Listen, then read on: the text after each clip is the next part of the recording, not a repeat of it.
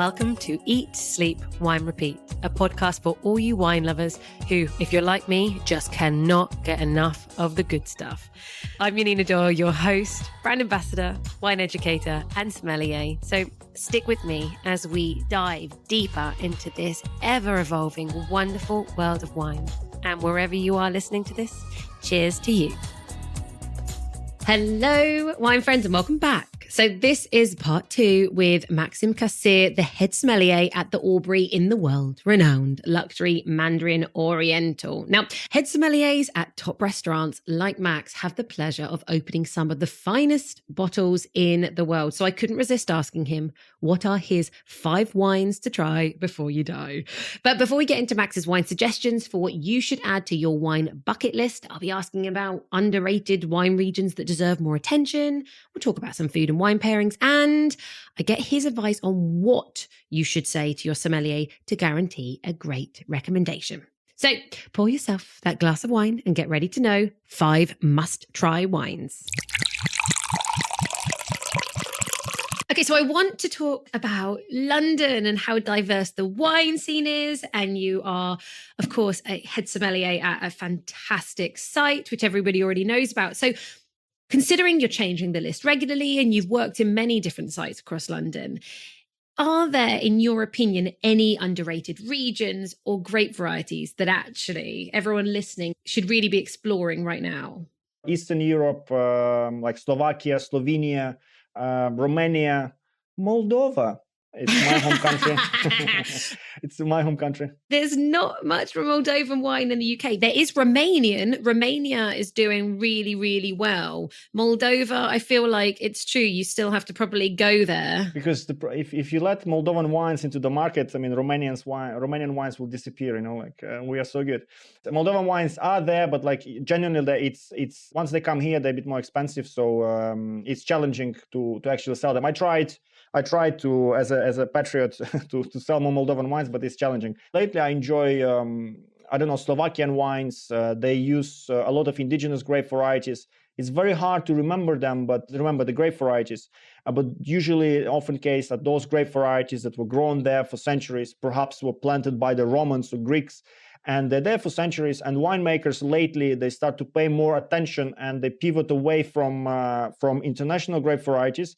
I mean, come on, everyone is growing Cabernet, everyone is growing Chardonnays and Sauvignon Blanc and so on. Let's be more location specific. Yeah, like Romania is a place I think is great value, and actually I haven't recommended it in a while. And I did, a few years ago, I made a pad thai and bought a bottle of Fetiashka Regala, which was from Romania. However, many of the Eastern European countries grow Fetiashka Regala. It's beautifully aromatic, has like that lovely floral musky nature. And I did it with the pad thai, basically replaced a Riesling with it. And I thought it was absolutely sensational. It cost about £7 a bottle. And a lot of these Romanian or certain Eastern European wine regions, even coming into the UK, are still £7-8 a bottle. So that would definitely be my wine grape of choice from those regions. It's a good area to explore and try something new. And it's a matter of what I'm looking for. If you're looking for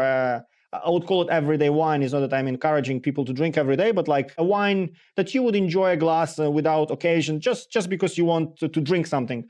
You get a lot very good value for money. And yes, oftentimes you can get these wines at that price point from the areas that are more technical and big and more economically scaled up to provide wines at that price. But if you want to go a little bit more niche and specific, and there is a region that every year I don't know how it goes. It's like a cycle in me, I like something and I was like, wow, I'm all about, and then I go geeky on that certain regions. There was like a few years ago, I was like, I tried the wines from Savoie, the Mondius. I love that. Yeah, from Prior Saint Christophe. It's a domain that was sold to Giacchino Brothers in 2015, I think, and it was made before that era. It was made by Michel Grissard, and he's kind of superstar winemaker in the area. And his wines are just beautiful. Both he make the Rosette or Altesse. It's a local grape variety in Savoie region in France. I have not People heard go there of skiing. that grape variety. Really? It's a mountainous grape, so grape that grows in mountains. So Savoie, it's called Altesse with double S, or Rosette. It's the same grape, different names. Or a black grape variety, Mongoose. Yes, and I do really, really like Mongoose. Yeah. Mongoose is a great, I think it's a grandparent of Syrah. Well, it has that kind of spicy black pepper, raspberry nature but like with extra freshness. It's not as intense as Syrah, but like because it's really fresh. bright. But then I swear, everything that comes out of Savoie, it has, the acidity, right? Because of where it's grown. And yeah, the high altitude brings that altitude. So like for a year, I was like, my God, I love this wine. It's so beautiful. It's nice. Then like I went into, I think it was last year, I was like Oregon wines. I deeply love the Pinot Noirs, the Chardonnays, and like I've done lots of tastings. And like there's like a group, I forgot the name of it, but like they bring all the winemakers together and do the tastings once a year and so on, promote the area. And I've tasted across the board a lot of producers in Willamette Valley, and then you can see that, like, I mean, it's a slightly different soil composition to Burgundy. It's more volcanic, there's more granite and all that in there. But in terms of the climate, there are certain similarities, and you can see that some producers are following that Burgundian philosophy. They use Dijon clones of Chardonnay and Pinot, and follow that old world style in a way a little bit. And there is a lot of producers that are going, you know what, we're not Burgundy, we are Oregon, and that's our style. And you have like variety of different styles that can fit a lot of consumer preferences. And I'm a big fan of Burgundy, and both white and red. I like that kind of, in certain ways, lightness, in certain ways, richness, in certain ways, like kind of light velvety tannins, in certain ways, like richness of the tannins, depending where you are, of course. And they make that, and you can get quite a good value for your money. If you are after a Burgundian style of wine, you can get, given that the prices of Burgundy they keep rising every year on year, regardless of how is the years, what are the yields. The prices are driven more by the demand and a bit less by the available stock in the market. So like the demand is increasing day by day. And in some years, you get less output and so the prices go higher. In some years, they just go high because there is higher demand.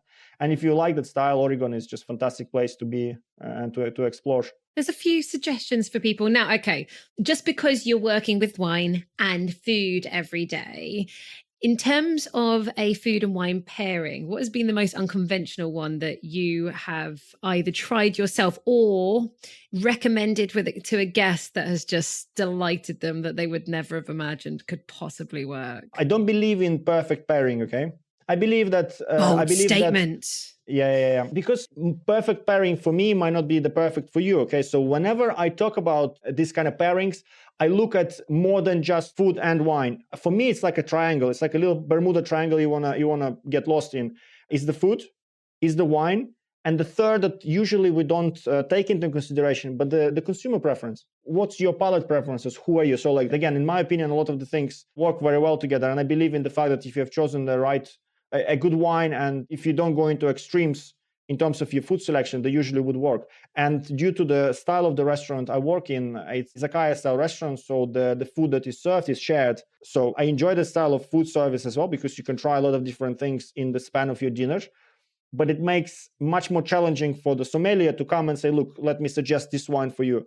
And oftentimes, this kind of service requires the triangular pairing technique, okay? The question I always ask to the consumer, what do you like drinking? I will take into consideration what you've ordered, and then I will suggest you to try this, given your budget is this, okay? And just to answer your question, one of the mind-blowing pairings that I had, it was first ever time I tried Scotch egg. Okay. It was in 67 Pall Mall, okay?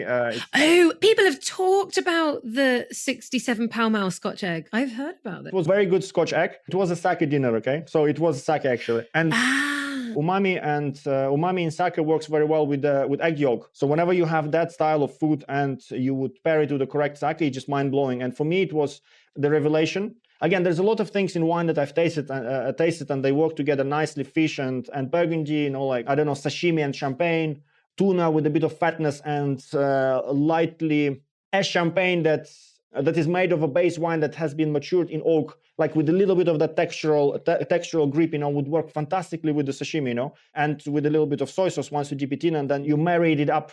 You sandwich it with a beautiful sip of champagne. It blows my mind every single time I try it.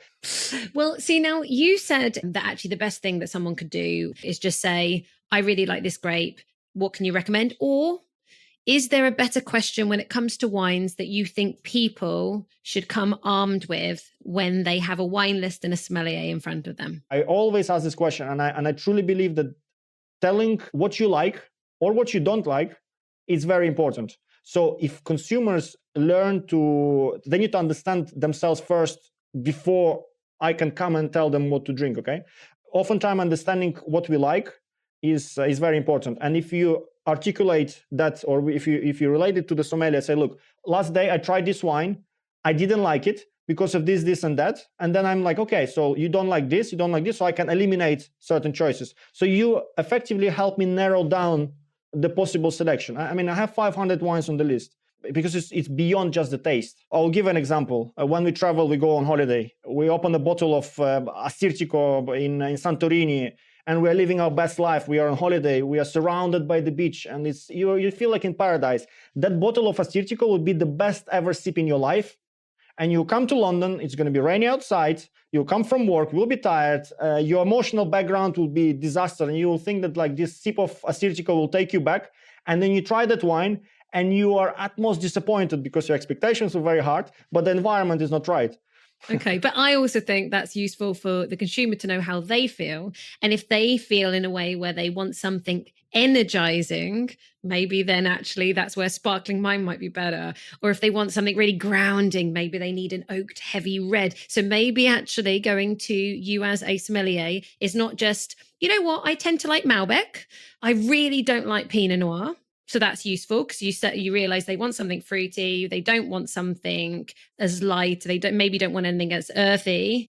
Say what you like, what you don't like, and kind of what buzz you need. I've heard the guests tell me like, you know what, just give me something cheap and cheerful, for something light that you don't want. You just want to have a conversation and have something to accompany your food. You don't want to spend a lot of your headspace on that wine.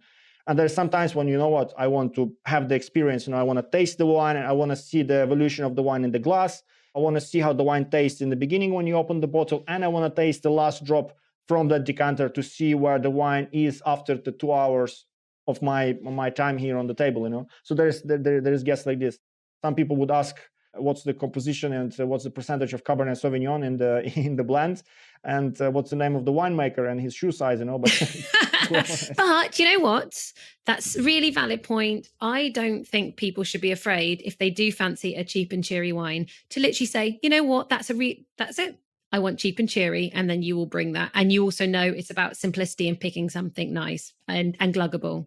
It's about the guests. It's not about me. It's what you want. Exactly. What do you want to drink? Like I'm there to advise. And I hate when somms are judging people for asking for asking for ice cubes. Good, you're allowing it. I don't want any ice in my wine, but you allow it. Good, there you go. Exactly. Approved. I mean, do as you wish. Who am I to tell you how to drink? Right. Well, we talk about cheap and cheery. Let's go the opposite end. You have tasted some of the most incredible wines, and it's wonderful to work in a place that serves rather expensive cult wines, iconic wines. So I want you to put together for us a bucket list of your 5 wines that everybody should experience once in their lifetime.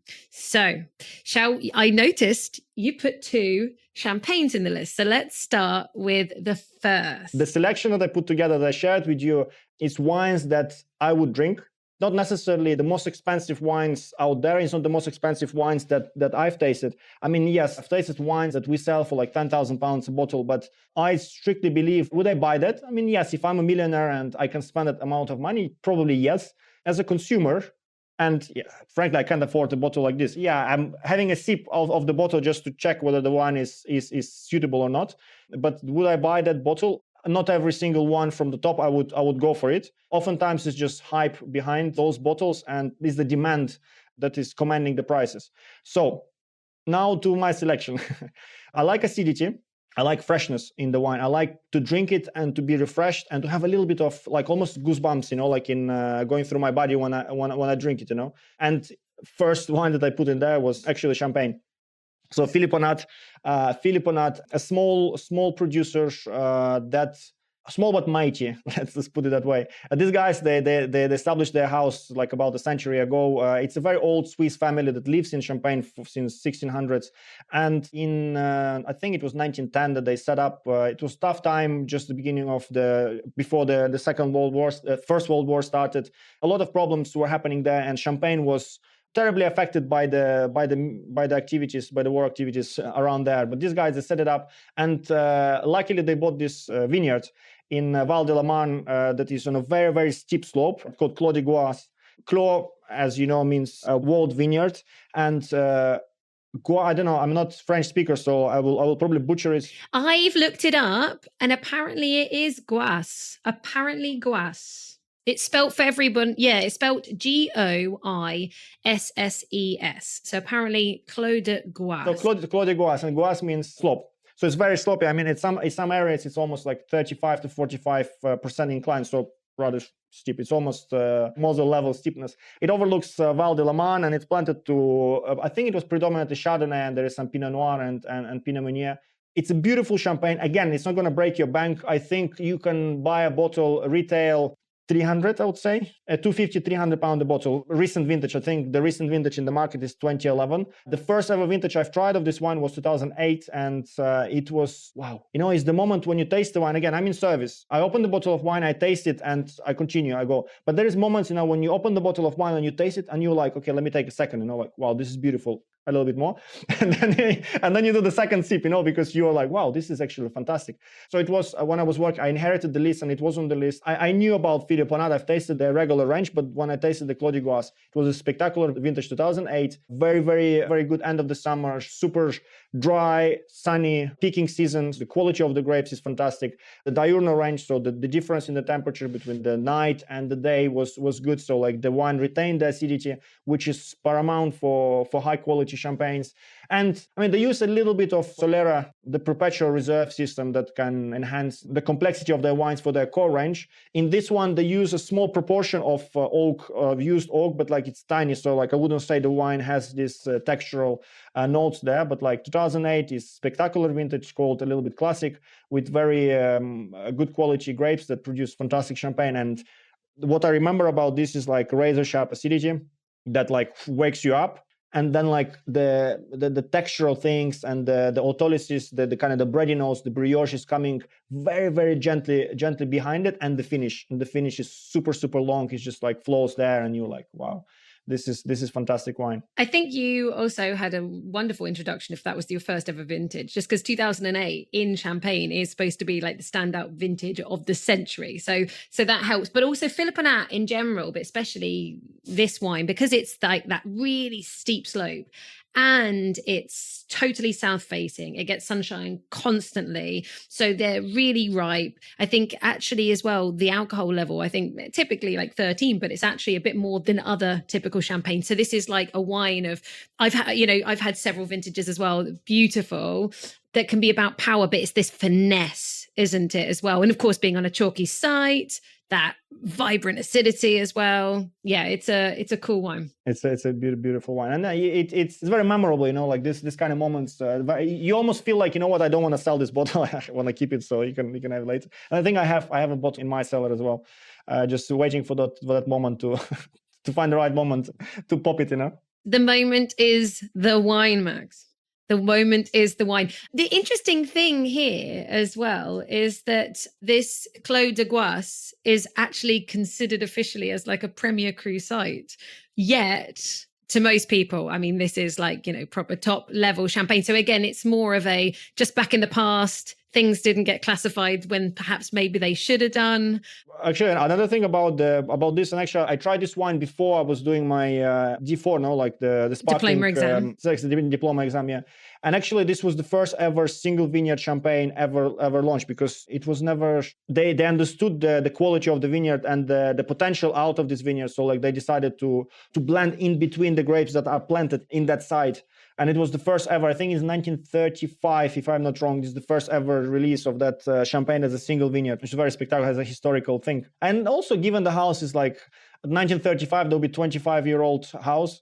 to do that. That's cool, isn't it? Well, anyway, there you go, everybody. And by the way, I just Googled it, and actually there are people selling it for less than £200 a bottle. And I love that we're saying that as if that's great value, but considering its history, in considering its quality, if somebody's looking to spend £200 on a bottle, I 100% agree with you. It's way better than many of the other bigger names. So great shout. But now we're going to a bit of a grower champagne. So would you like to introduce your second bucket list wine? Grower champagne became very, as a term, became much more popular, and people start geeking about it not so long ago, maybe 8-10 years, with the rise of Jacques Sellos and houses alike, that some of the followers of these big names in Champagne, and Sellos, he has a big reputation in Champagne, and a lot of the growers, a lot of the winemakers, they would dream to go and work alongside him. And one of those is Olivier Collan, who started. He actually took over his family estate that was leased for a long time, and he was a lawyer that actually helped him get the control back of the vineyard. And it's called Ulysse Collan. Ulysse Collan is a grower champagne that started with I think 7-8 hectares, with few plots all around the Côte de Sézanne, which is not considered like wow, this is the cradle of champagne, but still he started making champagne having Burgundian style of wine in mind. So Ulysse Collan, Le Perrier, Blanc de Blanc, it's a non-vintage champagne, but for me it's like a sparkling Burgundy. And he followed a little bit, although he didn't work with Anselme when he was in Sellos. It's another grower that I mentioned earlier. He got this notion of maturing the wine, the base wine, in larger format oak that would bring extra layers of complexity to the wine. And that's what he does. He matures the wines. He does only single vineyard champagnes, like the previous wine we just were talking about. And it's much easier for the growers to do that, because like they are much smaller. They're not bigger houses that process hundreds of tons, maybe thousands of tons of grapes. So that they can be more specific, they can be more selective. And beauty of the grower champagnes is they can put their personality into it. They say, look, this is who am I, this is what I'm about, this is my style, and they just do it. And you like it or you don't, like you want to drink my champagne, this is my champagne. And if you don't like it, I'm going to follow what market wants. It's what I think the champagne should be. And that's the boldness that champagne lovers or wine lovers enjoy in these bottles. I love the wine because of its depth, its complexity. It just covers you, it takes you in, like it's very fresh and there's a lot of minerality to it, but like due to the contribution of the oak maturation, the minerality of it almost like hugs you, like, and you're like, nice sipping champagne. It's beautiful. Where like it's not as it's very sharp and very, very fresh. But for me, the textural aspect of this wine was very memorable for me. Like you taste it and like it's very broad, it's very rich. This wine can actually be a food companion. You can drink it throughout your meal and enjoy it with many things. But yeah, very, very, very good champagne. And one of the things also the growers are doing, they're trying to control, because they're very small. I mean, imagine 8.7 hectares, it's a tiny, tiny vineyard holding. So always they want to control the final prices, so they're not super expensive in the final. They don't allow the spikes in the demand drastically increase the prices for their champagne. So they want the champagne to be drunk. They don't want their champagne to be a commodity that you keep and then you resell. And often cases in the last years, wine became an investment, and the winemakers, they're not big fans of that thing. They want the wine to be consumed. They want the wine to bring happiness and joy to us when you sip it, and actually have these moments of actually sharing experiences with each other. Also, it's just really nice as well to not only obviously get behind something like that, but because he's doing single vineyard wines, you can try several different places and feel like, does the terroir, does the land speak to me? I think he was making wines from regions that basically people hadn't even heard of until he started making the wines from those regions as well, which I think is really lovely. He has done it. He put it on a map, and then people start because there is almost like, it's not a cult yet, but like it's going towards that people adore and they enjoy the wines. I mean, Ulysse Collan, Aigle-Ourier, like those producers that I like a lot. Yes, and they all follow the school of Sellos. Every single one I agree with, and I love their wines, and I sold quite a lot of them as a sommelier, and they're grower champagnes, and typically grower champagnes can be better value, but they have now become so iconic, these specific growers. They are so top that their wines can be very expensive. And I just wanted to check this specific wine. Somebody is selling it for £440 a bottle. So this is going to show what the top grower champagnes are going for now. So this is the challenges because of the secondary market. So this is it's a wine destined to restaurants. So that's the challenge, with when I said about the price control, like if I want to buy that wine, they will check my wine list and they would make sure that I get it at the right price point. I mean, this wine should be way cheaper than that because this is not the price that is sold on trade to the restaurants. I'm looking at another site. Okay, you're right. Interesting. £230. I mean, it should be this wine. This one should be below £200. Again, I'm not saying it's worth much more. There are champagnes out there that are more expensive, but this is way better than them.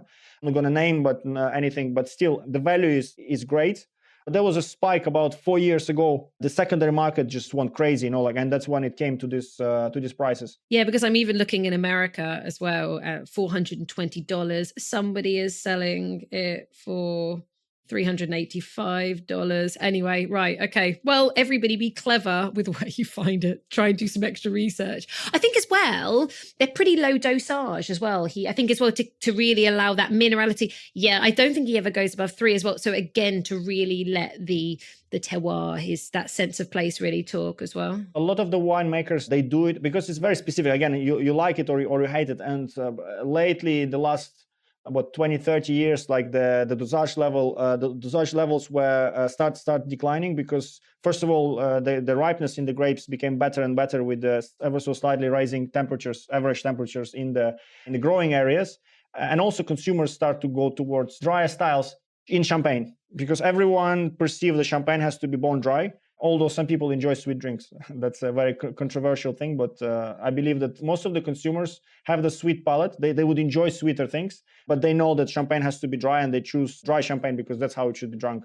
Most of the consumers are choosing drier and drier styles of wine. And this is kind of goes with it. Yeah, well, there you go. Everyone put that on your list. Now, moving across to what seems quite appropriate, Burgundy, after you chose a grower champagne that makes their champagne in a Burgundy style. So you've gone for a very iconic Burgundy producer, which PYCM. In Burgundy, if you look at their ancestry and everyone is brothers, wife, sisters, cousin, nephew, they're all interconnected. It's relatively a small, very compacted and condensed area where you will have vineyard and then it will be people would own a row or 2 rows. It's very rare when some domains will have the monopoly unless you DRC, Domaine de la Romani Conti.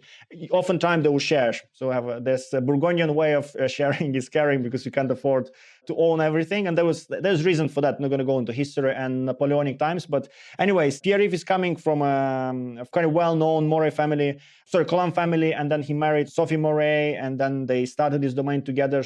They don't own every single vineyard that they make wine from. So he is a grower / negociant.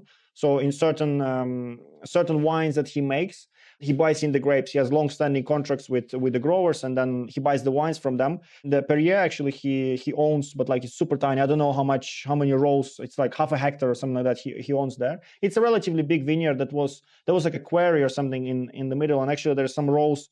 When these vineyards were demarked, they by the monks in 12th century, the Cistercian monks, they still follow the same maps, but there was something, a mine or something in that was backfilled afterwards. And actually, the holding above that area that was backfilled, actually, it's Bourgogne. So it's much lower. It's classified much lower, whereas the rest of the vineyard is Premier Cru. And it has very the way they are nestled together, it's kind of mid-slope, and it's just next to Geneviève, which is in the north, and Charme, Merceau Charme is in the south. A lot of limestone in there, and the wines come out very, very kind of has this kind of mineral backbone. And why I like Pierre-Yves Colin Moret, or in the trade, you will hear PYCM. Exactly, because it's easier to say. PYCM. PYCM is the thing. It's a wine that became very popular because of the consumers. So private clients, people that buy wine for themselves, they became super geeky about that wine, and then it became popular in the restaurants because he's very tiny, and then as time passes, he increased his output, the production. But a fantastic vintage 2014. Oh, I'm going to stop you for 1 second because you have mentioned this in little bits. You mentioned a bit of Merceau a second ago, and you mentioned Perrier, but you actually didn't say the specific wine in case somebody is confused about where the hell, because PYCM, because it's a lot easier to say that, does do even just Bourgogne level, and then he has specific sites. And this one that you're saying is your bucket list is in Merceau. It's his Premier Cru. There are only Premier Crus actually in Merceau. However, and I'm probably butchering the name, Le Perrier, is actually considered probably one of the top ones and possibly could be a Grand Cru site if they ever really decided to look and reclassify. He does also Village Merceau as well, Narvo and Perzot, I think. Anyways, so this is a Premier Cru site. And one of the things that you need to know about what I like, there's two schools almost in Burgundy. There is reductive winemakers and oxidative winemakers that are. Reductive is those that are reducing the wines and protect it from oxygen as much as possible. And when you do that, you mature your wines on the lees, and that yeast cells, they produce a lot of sulfur compounds. Not sulfur that is bad to you, that that gives you the hangovers, that it is widely believed so. It's the sulfur compounds that actually brings the smoky and match stroke, lightly kind of burnt wood character. Very touch of this, not to an extreme. And oxidative notes or oxidative winemaking is when you allow the wine to be exposed to oxygen a little bit more. So the wines become a little bit more nutty, a bit more richer, a bit more oily in texture. So I'm a big fan of the reductive styles of Burgundy.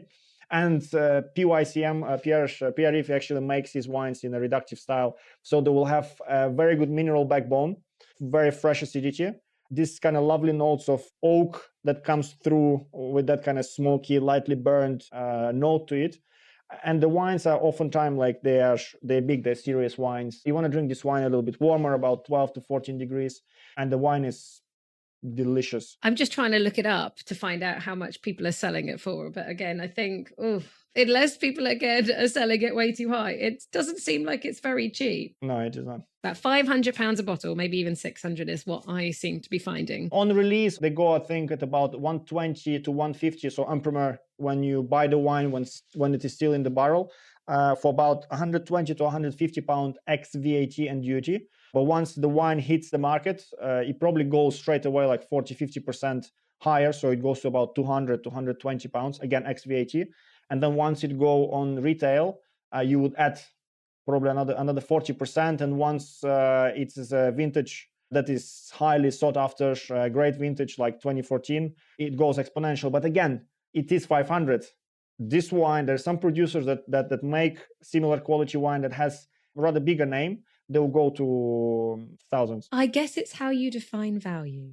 Now, let's go to red. So you said for a red, Ridge Montebello 1998 needs to be on the bucket list, which is a great choice. It's fantastic. Like sometimes when I taste wine and you take a sip, while you smell and then you take a sip and then you very clearly feel an aroma, okay?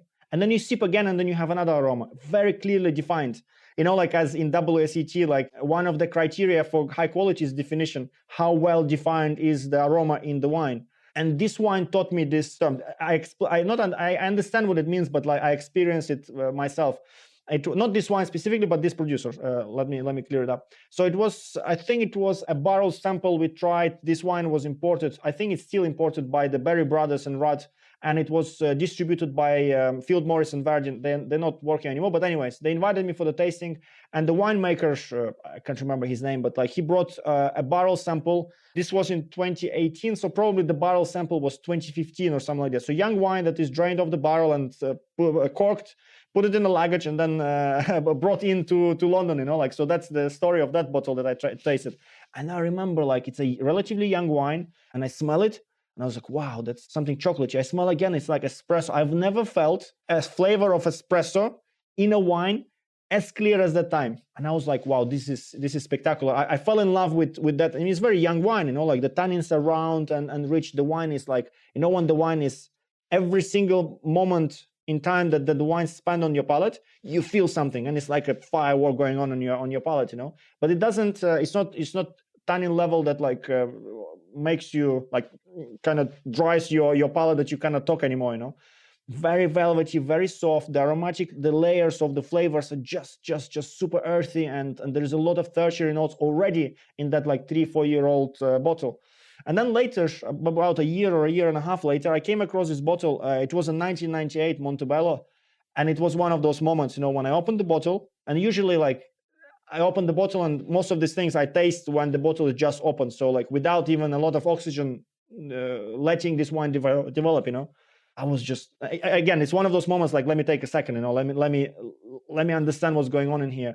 And then it's just the layers, the velvety, the character of the tannins, the layers of the complexity of the nose. You have like still a lot of young fruit there, like a fresh fruit in there, and then like you get like layers of complexities coming behind it. And again, those tobacco-like, coffee-like, roasted grain, roasted coffee beans, coming behind it. It was just spectacular. I wish I just sat down and drank that bottle. I just think there is something about Ridge Montebello. I used to sell it myself as a sommelier, and it's obviously the power, but the freshness, and then they use American oak. So it's this Bordeaux blend that comes from actually a really cool climate region. So actually, if anyone who's interested, this is a Californian wine, but it's Santa Cruz Mountain AVA. So this is, I think, around 800 meters above sea level, where Pinot Noir and Chardonnay grows. Yeah, it's 3,000 feet, I think. Yeah, I don't know about feet. I'll trust you on that one. Yeah, it's quite high. From that vineyard, you can at some point you can be above the clouds. Yeah. I think it's more than 700 meters. Okay. But it's very you can oversee the bay. It's very cool. I mean, the story with this vineyard started in 50s, I think. Like few friends just wanted to have like a retreat, and they just got this. They acquired this plot, and then they planted some. There was some vines in there, but like they are the ones who made a name for Cabernet, because it's mostly a Cabernet dominated blend outside of Napa, because this is not Napa. Exactly. If you think of Napa, like at that time, it was always kind of valley floor. And then later, because the valley floor was already full with, it was already planted, some of the winemakers, they start to climb up, and then they start planting the mountains. So like in the sides of the valley. And then they realize actually that the wines that are coming from the valley floor, they're super rich and very, very bold. A lot of alcohol and super big wines. But the ones that are coming from the mountains, high elevation wines, they retained more freshness and kind of dry farming, and the area that doesn't have that much rain and sunshine. When you're a bit higher in those areas, you can ripen your grapes, so the phenolics, the aromas can be ripe, and the tannins can be ripe without having too much sugars that will convert later in super high alcohol. These days we understand it better, but like there was an era in 90s where, the Parker wines and all that story, where the big wines were desired. But nowadays we turn back to and look for freshness. We don't want 15% alcohol. We want lower ABV. We want freshness, and we look as usual into complexity. And this wine is just fantastic. It hits it, doesn't it? They use mostly they use a lot of American new oak, but like it's not super toasty, and they steam it or something before that. So it's very pure and clean. The oak doesn't hit you in the face, which is great. It's more for to soften the tannins and to micro-oxygenate the wine at the time where the wine is spending in that barrel. And then blending. Every year that you'll have it has different blends. This one I think is about 70% Cab, and then like Merlot, Petit Verdot, and some Cabernet Franc in there. But fantastic, I would say phenomenal Bordeaux blend. Again, I said that I like white and red Burgundy, but I've chosen I know you're getting excited, but this is a wine of history, apart from the fact that it's definitely one of America's first growths, if that existed. But as far as I know, there were actually vineyards planted in this site, because this, just for everyone to know, the Ridge Montebello comes from that vineyard. They don't ever get grapes from anywhere else. This is site specific. And that specific vineyard actually was planted way before Prohibition. So the history goes back to the 1800s, but then Prohibition came, and then obviously it basically needed to be massively revived. So there's something really interesting there anyway, considering the site. And I thought you were going to mention the Judgment of Paris. You got to sell. You can't sell Ridge Montebello without saying how it, stood up to. Do you know why I didn't say it? I look at the time, like if you start talking about the judgment of Paris. Okay, well, everyone, I will simply say that basically in the judgments of Paris, 1976, they entered in 1971. It came in 5th place. So it wasn't actually the number one American wine. However, all the American wines basically did really well. It was fantastic. I mean, it was what put a lot of these producers on the map. And given, I think they were like 10 years old or something. This is they had 71 vintage, I think, was showed there. Yeah, the 1971. Yeah. Mm-hmm. 71, yeah, 1971. Yeah. It was in the judgment of Paris. And it was just mind-blowing. And most importantly, they're consistent and they do fantastic wines. And I mean, the price compared to Napa Valley. Oh, no, this is quite good. It's about, I say quite good compared to, I found someone selling it for $250, considering it is considered an American first grade. So up to you. Is it the 98 that you said? Or yeah, it is actually 1998, actually. Yeah, it's not crazy. And it's not the best vintage again. It's not the top vintage. It's just the vintage that I came across. Yeah. For example, I'm buying for the restaurant 2005. Again, in California, the vintages are they're not drastically different from each other. It's not as in Europe. So you get fantastic value any vintage you take, unless there was some fire and the wildfires and the wines are affected by that. But no. So let us come to Italy for your final wine. So you've said on your bucket list, which I love, Emidio Pepe, his Montepulciano d'Abruzzo. And this is a wine, considering Montepulciano d'Abruzzo is it's almost like one of Italy's hidden secrets. People see that, when we're talking about cheap and cheery, very often you can get cheap and cheery Montepulciano. That's a thing. So this is a guy who many decades ago just said, he went rogue. I'm not doing what any of you guys are doing. I'm holding things back. I am going to sell us stuff. This stuff is going to age. I'm going to do every single thing by hand or by feet. So why is this such a special wine for you? I came across Emidio Pepe. This is Emidio Pepe Montepulciano d'Abruzzo, vintage 1990. To be honest, personally, I enjoy slightly younger wines, okay? I like when you have kind of almost 50-50 split between fresh fruit and some tertiary notes, okay? So that's what I usually like. This vintage, I'll explain why this vintage specifically, but I came across Emidio Pepe during my kind of studies when I dived into biodynamic viticulture and all that, and Emidio Pepe it was ever since he started in 50s, he was biodynamic, never used any conventional ways of managing the vineyards, all old school, very down to earth. And he, in 1954, I think, or 56, something then, in that decade, he came across and look, I will. This is his family vineyard. He said that like Montepulciano can age. That was his message to the world, and he started making the wine in a bit more extractive way. Pre-fermentation maceration, post-fermentation maceration. You want to extract as much as possible to make your wine structured that can stay in a bottle and then evolve as they stay in the bottle. To do that, he started to keep back a lot of the wine. So I've been to the cellars and they have about 300 to 350,000 bottles. Oh my gosh. Aging. And this probably is like 40% of what they ever sold or something like that. It's crazy. The proportions are it's not a good business model, but it's an ideology. And he was visionary. He said, look, Montepulciano can age. If you grow it correctly, if you make the wine correctly, it can age. For a long time, they look at him like this guy is cuckoo, like what's going on here. But like he showed that the area, the Montepulciano they're very foodie. The food scene is very diverse. They drink a lot of red wine, and the soil, most importantly, is very diverse.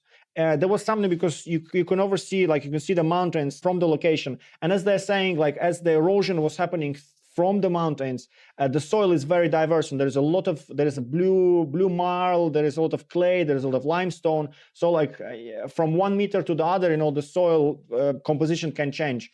At the time, he didn't pay attention too much about this. He just saw that like the wines from his vineyard that has a high potential, so he start doing it. So at the moment, Emidio Pepe is managed by Chiara, which is his granddaughter. So he stopped making wine in 2001, I think. Then his daughter his daughter started making wine, the aunt of Chiara.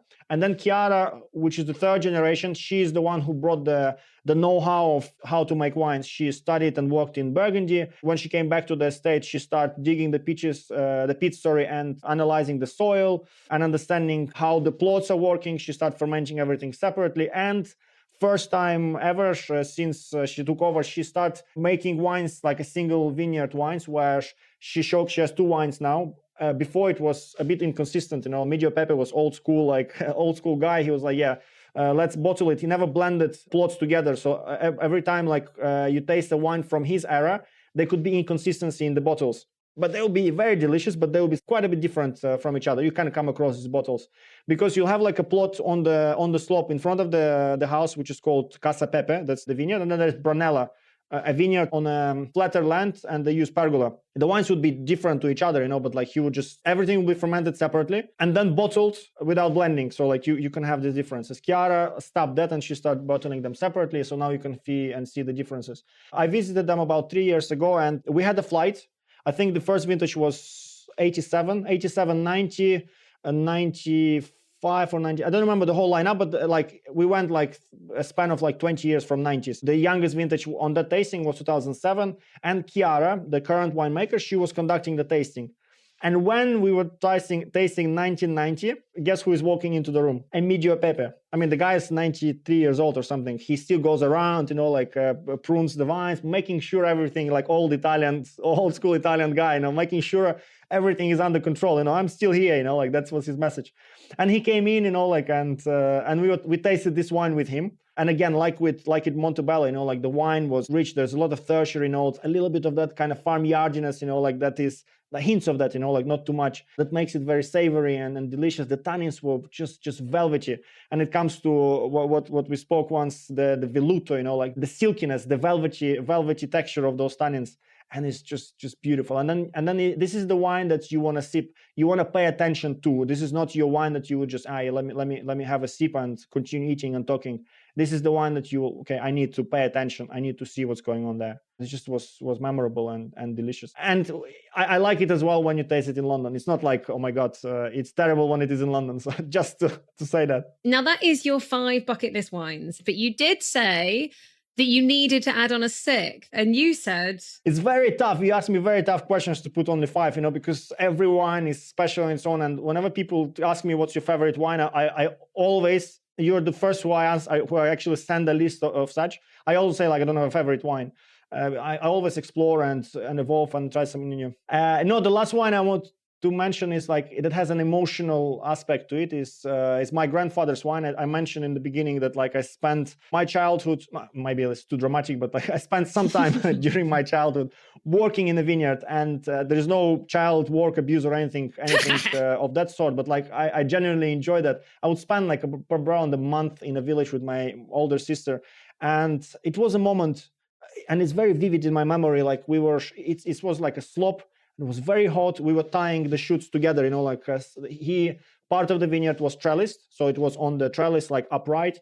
And part of it was like gobelet. So like we were tying up the vines, the shoots as a ponytail, like a ponytail on top, And then it was very hot, and we were about to finish, but like we had another probably like 45 minutes of work, to do, but it was very hot. And it's like, well, let's finish it. We started early in the morning, by the way. It was 6 o'clock, but by 11 o'clock, it's already hot. 12 o'clock is getting super hot. And then he's like, okay, you keep working, I'll come in a moment. And then he brings a bottle. And again, in Moldova, he didn't bottle them in glass bottles. We were very sustainable. We would use just literally PET bottles because it's a homemade wine, like nothing fancy, okay? He would just put them in a plastic bottles and keep them in the cellar, okay? And then we would drink it. I mean, they will be consumed pretty fast. By the end of the year, by the time you harvest your next grapes, the wine will be either consumed, or if there's anything left, you would distill it and make your DV, okay? And then he brings this wine from the cellar, cold, about 10 degrees, maybe even it was in the fridge. But like the red wine that he makes, he doesn't ferment on skins. So there's a bit of extraction, pre-fermentation, maceration, and then it goes off the skins and fermented like a cerasulo, like the Italian style, like rosé. A dark rosé. Mm-hmm. And yeah, I was at the time probably like 12. My sister was 16. She's like a bit older than me. And then he brings like this glass, it's like 100 ml with him. and then this bottle, and then like he pours, and like that glass, like you drink it like this. My God, that was one of the best glasses ever, because I was thirsty. And like, you're working, you feel it's not easy to make wine. And I did it myself, and I understand how hard it is to make wine. It's very fancy and very easy for me to talk about it and open a bottle of wine and pour it to you and drink it, But behind it, there is very hard work. And this reminds me, this very humbling moment, this reminds me of that moment, it's very special. It's not the top wine. It's like natural, funky wine, I would call it that way, okay? But like, it has a significance to it, yeah. But I love that you're finishing with a memory. Thank you so much, Max. So everybody, put that all on your list, apart from the last one. That's just for family. And I will leave information in the show notes of where people can contact you so they can ask you way more questions. Fantastic. Thank you very much. Thanks. Speak to you soon. Next week, we are heading to Champagne. A few weeks ago, I had the chance to taste some vin clairs. So these are the still base wines that will become champagne. And I'll be breaking down what they are, how blending works, and the difference between Chardonnay and Pinot Noir base wines. We'll also take a closer look at two iconic houses, Perrier-Jouet and Mumm. But before we go, a wine quote from Hugh Johnson, one of the most influential wine writers and certainly famous for the World Atlas of Wine. And he said, "Fine wine is not just a drink. It is a time capsule capturing the essence of a place, a season, and a vision." Nice little quote to wrap up this episode on some of the world's most desirable wines. Wishing you all a positive week ahead. Spring is slowly making its way to the Northern Hemisphere. So I hope for those of you living on this side with me, those longer days and brighter skies are lifting your spirits. If you've enjoyed this episode, don't forget to like, share, and subscribe. And if you have a moment, leave a review, especially on Apple Podcasts, as it helps other wine lovers discover the show. Until next week, wine friends, cheers to you.